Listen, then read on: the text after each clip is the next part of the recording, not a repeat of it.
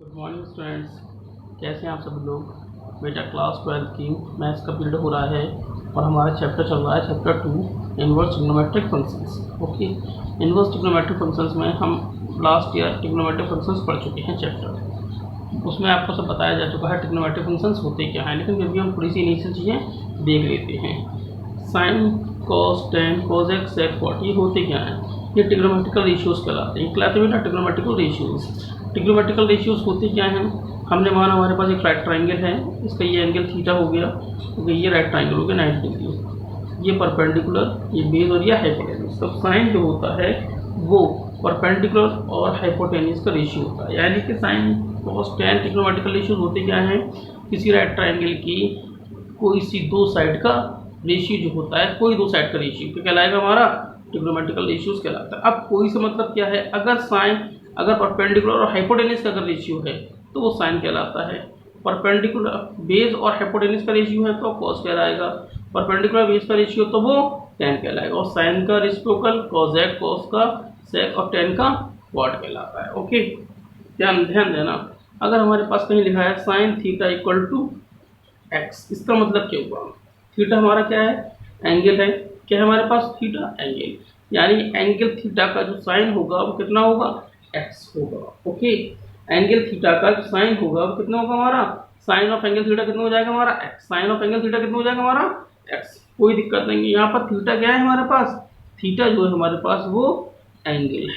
Okay, ध्यान देना मेरी बात को। ये अब इसको हम इस तरह भी लिख सकते हैं, थीटा इक्वल टू, इसको अगर यहाँ लाएं साइन को तो हो जाएगा मेरे पास साइन इनवर्स एक्स।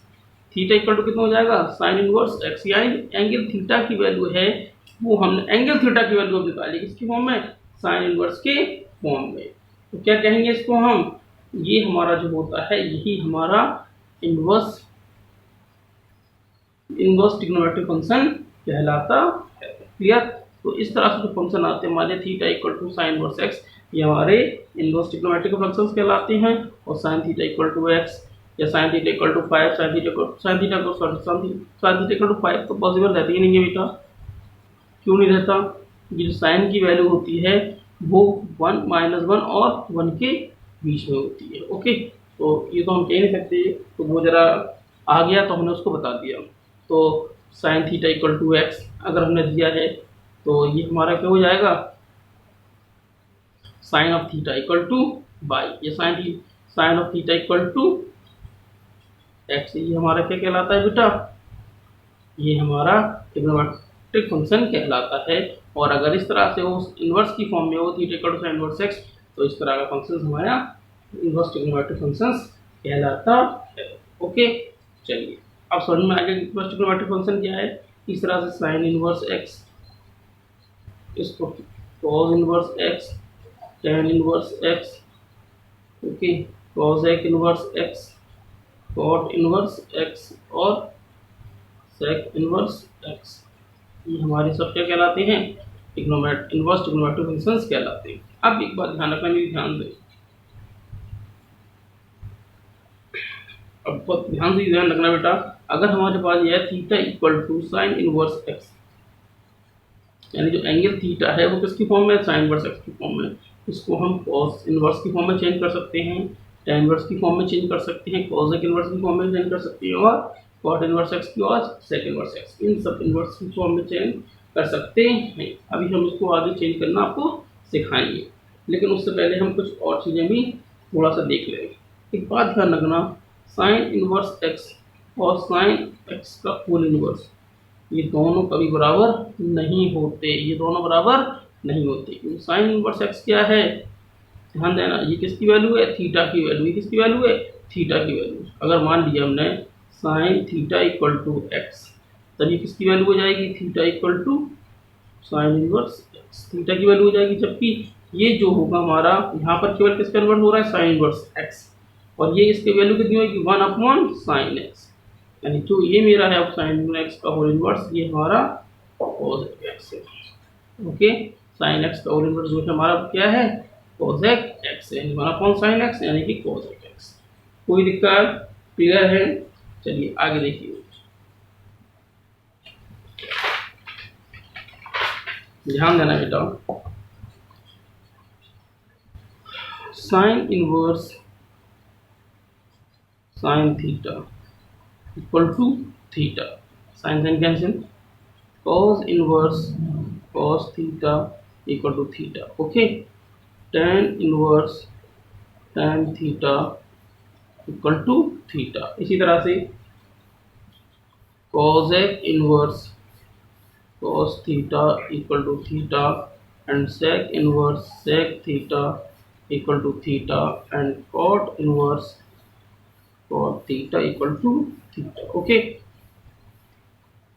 Similarly अगर ये होता साइन इनवर्स थीटा तो इसे हम क्या लिख देते थीटा, साइन साइन इनवर्स दोनों कैंसिल, ओके। इस तरह से cos inverse theta equal to theta and so on, बाकी निकाल लेंगे आप, चलिए कोई दिक्कत नहीं, ठीक है बेटा, समझ में आ गया सबके, ओके। चलिए अब चलते हैं नेक्स्ट पॉइंट है अपना, हमारा जो नेक्स्ट पॉइंट है वो है प्रिंसिपल वैल्यू। ध्यान देना बेटा, प्रिंसिपल वैल्यू होती क्या है हमारी,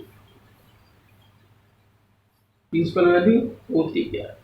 अच्छा एक बात हम सब जानते हैं कि जो हमारे पास साइन थीटा है, साइन थीटा इक्वल टू अगर हम एक्स कहते हैं तो जो साइन होता है, ठीक है, साइन थीटा के लिए थीटा होता है इसकी वैल्यू, यानी साइन थीटा में जो साइन थीटा का जो डोमेन होगा तो उसमें थीटा किसको बिलोंग कर एक्स थीटा जो किसको बिलोंग करेगा डोमेन, वो करेगा -π/2 से π/2 के बीच, और जो एक्स की वैल्यू होगी वो किसको बिलोंग करेगी -1 से +। हम अच्छी तरह से जानते हैं कि जो साइन थीटा होता है उसका जो डोमेन होता है वो -π/2 से π/2 के बीच होता है, और जो उसकी रेंज होती है यानी एक्स की वैल्यू वो -1 से 1 के बीच होती है, ओके। -1 से 1 होती है और डोमेन क्या होता है -π/2 से π/2 होता है, कोई दिक्कत नहीं है। अब ध्यान देना मेरी बात, अगर हम यहाँ से निकालें theta equal to sine inverse x, okay, theta equal to sine inverse x, यानी पूरी साइन इनवर्स एक्स किसकी वैल्यू है थीटा की, और थीटा हमारा किसको बिलोंग कर रहा था -π/2 से π/2 को कर रहा था, नहीं कर रहा था, कोई दिक्कत तो नहीं। तो इसलिए हमारा साइन इनवर्स एक्स जो हो जाएगा वो किसको बिलोंग करेगा -π/2 से π/2, ओके। क्लियर है, एकदम क्लियर है। साइन इनवर्स एक्स किसको बिलोंग करेगा -π/2 से π/2 को, जबकि यहाँ जो एक्स है वो किसको बिलोंग करेगा वो वही -1 से 1 के बीच। लेकिन अब इस फंक्शन के लिए ये क्या हो गया मेरा डोमेन और ये क्या हो गया हमारा रेंज, तो अब डोमेन हमारा कितना हो गया यहाँ से -1 से 1, और जबकि रेंज हमारी कितनी हो गई -π/2 से π/2। क्लियर, कोई दिक्कत तो नहीं, क्लियर है एकदम। चलिए हमने क्या बताया, यहाँ पर डोमेन कौन था थीटा और रेंज क्या थी एक्स, यानी पूरी साइन थीटा, डोमेन थीटा और रेंज क्या थी साइन थीटा यानी एक्स, ओके। यहाँ पर डोमेन क्या है एक्स और रेंज क्या पूरी साइन इनवर्स एक्स यानी कि थीटा, ओके, यानी उल्टा हो जाता। आप पहले पढ़ चुके हो f such that a to b, अगर कोई एक फंक्शन है 1 1 ऑन टू, तो f inverse b to a क्या होता है एक इनवर्स फंक्शन होता है, जहाँ पर जो यहाँ जो डोमेन थी वो इनवर्स फंक्शन की रेंज हो जाती है, और यहाँ जो रेंज थी वो इनवर्स फंक्शन की डोमेन हो जाती है।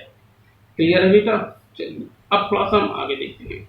हम बात कर रहे थे प्रिंसिपल वैल्यूज की, किसकी बात कर रहे थे बेटा प्रिंसिपल वैल्यूज की। अब एक बात ध्यान देना, जो हमारे ट्रिग्नोमेट्रिक फंक्शंस होते हैं वो हमारे पीरियोडिक फंक्शन होते हैं। पीरियोडिक फंक्शन से मतलब क्या होता है, ध्यान देना, साइन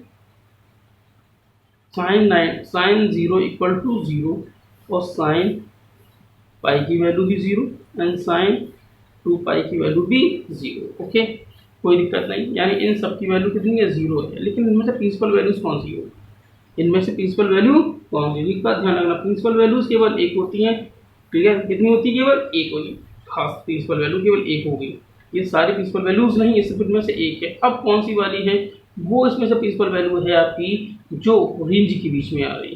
तो रेंज कितनी है साइन थीटा की -1 से लेकर 1 के बीच, तो ये वैल्यू सिर्फ इसके बीच में आ रही, तो इसलिए इसकी प्रिंसिपल वैल्यू कितनी हो गई, प्रिंसिपल वैल्यू तो आपकी कितनी हो गई 0, और इसका प्रिंसिपल वैल्यू का जो डोमेन हो गया वो कितना है 0, पाई और 2π नहीं है, क्योंकि 0 ही आपका -π/2 और π/2 के बीच में।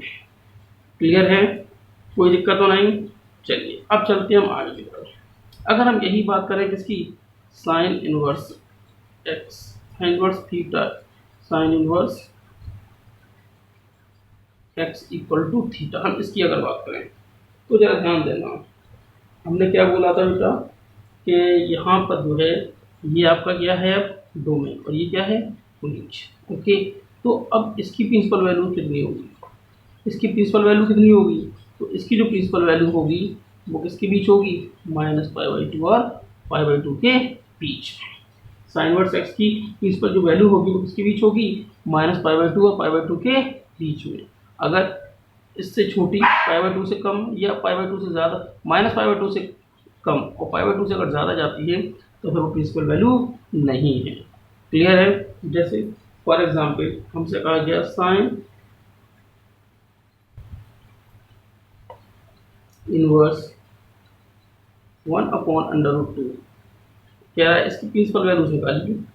ध्यान देना बेटा, तो sine inverse sine π/4, okay, sine inverse sine π/4, 1/√2 की वैल्यू कितनी π/4 होती है, दोनों कैंसिल कितना आ गया, कैंसिल नहीं करते बेटा, कैंसिल आउट नहीं करते, केवल अंडरस्टूड रहता है π/4, आगे कितना आ गया π/4। लेकिन इस साइन इनवर्स 1/√2 को हम यूं लिख सकते हैं साइन इनवर्स साइन π/4 या साइन इनवर्स साइन π-π/4। ओके, तो कैंसिल आउट, π - π/4 की वैल्यू कितनी, 4π